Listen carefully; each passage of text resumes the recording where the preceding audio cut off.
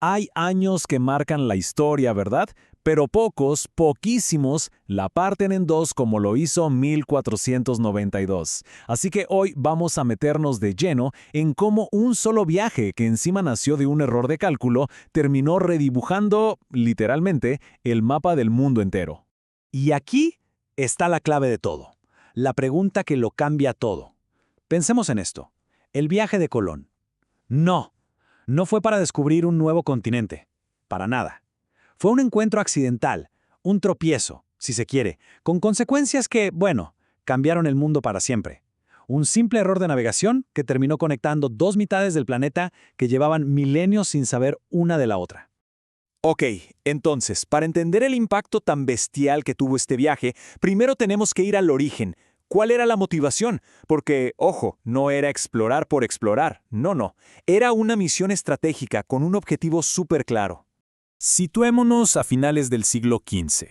Europa, la verdad, se sentía contra las cuerdas. ¿Por qué? Porque las rutas comerciales de siempre hacia el este, hacia China, de donde venían las especias y todas las riquezas, estaban bloqueadas por los turcos, cortadas.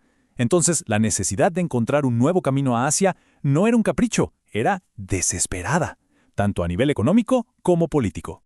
Y aquí entra Colón con su plan, que para la época era una locura. Una locura audaz, sí, pero locura al fin. Estamos basado en una idea correcta, eso sí, que la Tierra era redonda. Entonces su lógica era, si navego hacia el oeste, en algún momento, ¡pum!, llego a China. Pero fíjense que la misión no era solo comercial, tenía un doble propósito, muy claro, religioso y militar. O sea, no estaba buscando un nuevo mundo para nada. Y lo que había en juego era muchísimo. Este acuerdo, las famosas capitulaciones de Santa Fe, le garantizaba a Colón un poder y una fortuna que hoy nos parecerían de película. Almirante, gobernador y el 10% de todas las riquezas. La inversión era altísima, claro, pero las posibles ganancias eran, bueno, capaces de transformar un reino entero, tanto para él como para la corona española. Bien, ahora pasemos a la acción.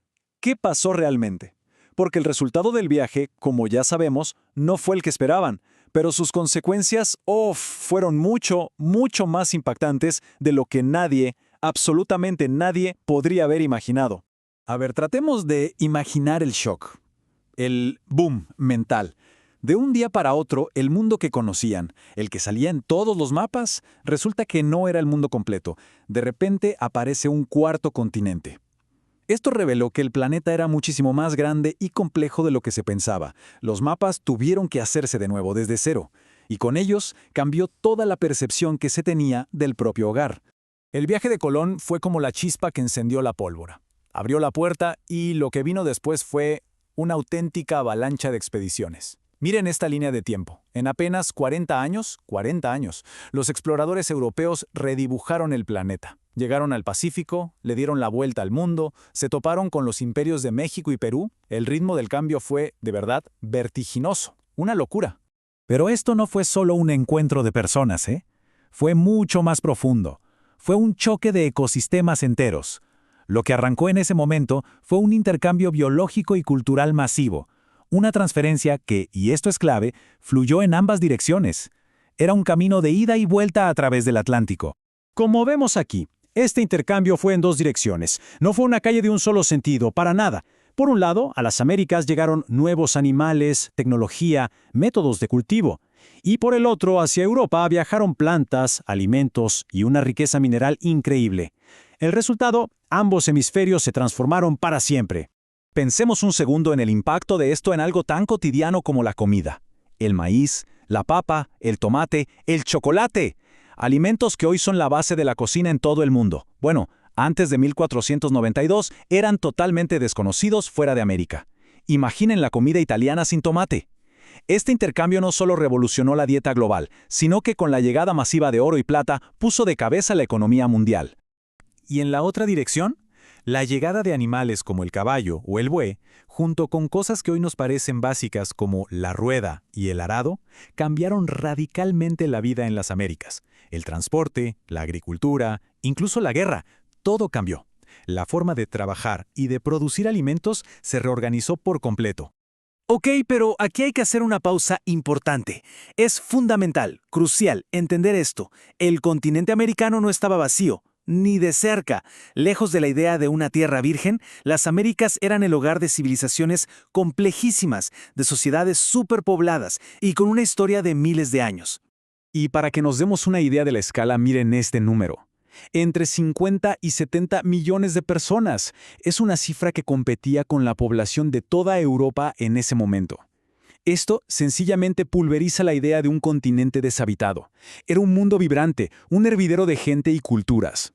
Y mucho antes de 1492 ya habían florecido culturas impresionantes. Por ejemplo, los toltecas. Fueron los arquitectos de esa ciudad increíble que es Teotihuacán en México.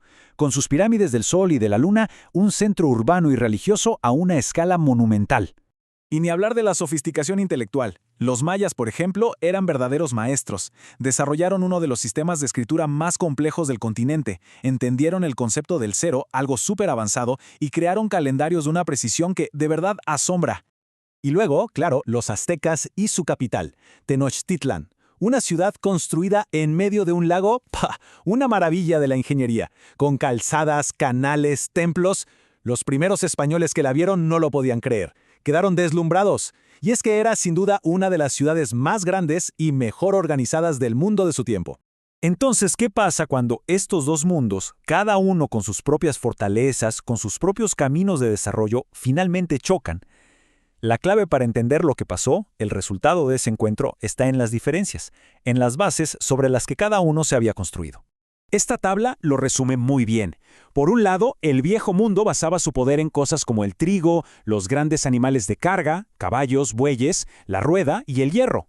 Por el otro, el nuevo mundo se había desarrollado alrededor del maíz, que es una planta súper productiva, y había alcanzado niveles de sofisticación increíbles en astronomía, en el trabajo con metales preciosos, en textiles. Eran mundos con tecnologías distintas, sí, pero ambos muy avanzados a su manera. Al final, el encuentro de 1492 no fue solo un descubrimiento, fue en realidad el verdadero inicio de la globalización. Unió al mundo, sí, pero a un costo que fue inmenso. Y la pregunta que nos queda flotando y que nos obliga a reflexionar es sobre ese balance tan complejo, sobre el legado. ¿Qué se ganó realmente y qué se perdió para siempre cuando se empezó a forjar el mundo en el que vivimos hoy?